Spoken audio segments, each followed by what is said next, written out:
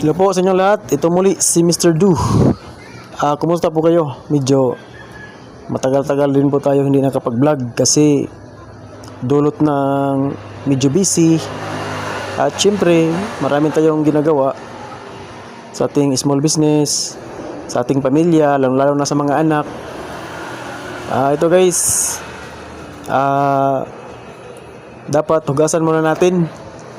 Meron kasing ibang lechonero dyan na hindi na masyadong nililinis yung manok, lalong-lalo na yung mga balahibo. Napaka-importante po niyan kasi meron talagang customer na medyo maarte. At syempre, wala tayong magagawa pag may sasabihin yung customers na gaya nito, maraming mga balahibo.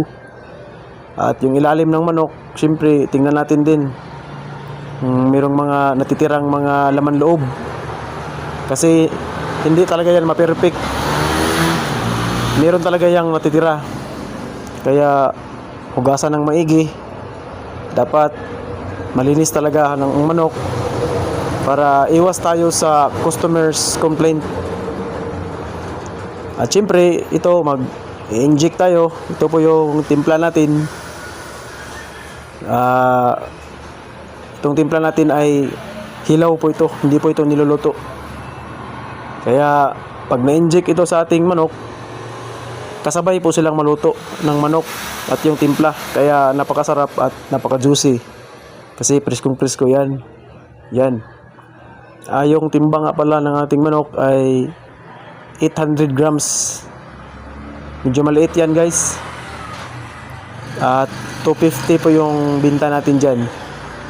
Kasi ang kilo dito sa amin is 170.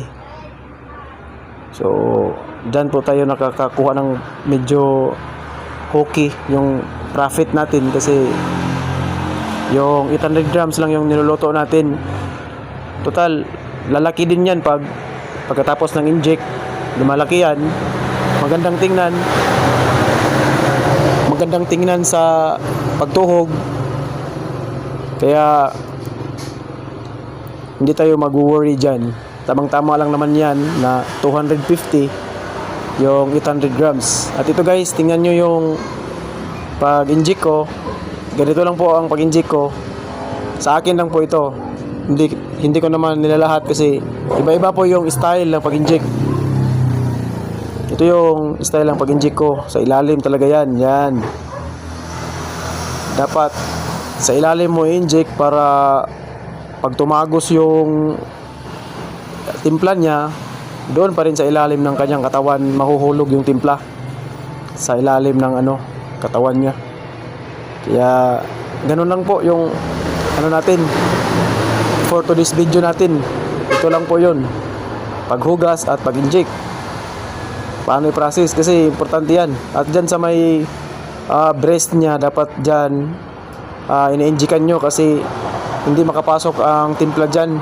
Hindi masyadong pumapasok kaya anuhin nyo na talaga. Yan. Tirahan nyo na guys. Tirahin nyo na. Yan guys. Simple lang.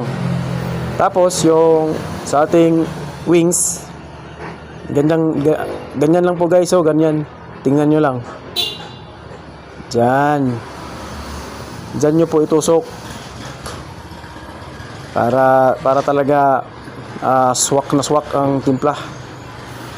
Ayan o. Ayan. Dapat pantay-pantay yung natin pag-inject para pantay-pantay din yung mga lasa nilang lahat pag na-injectan na. At talagang napakasarap yung manok natin. Guys, dito lang muna ako guys. Salamat nga pala sa walang sawang pagsuporta sa atin sa ating YouTube channel.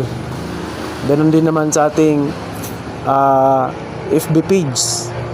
Maraming salamat po sa inyong lahat. Ito po muli si Mr. Du. Thank you.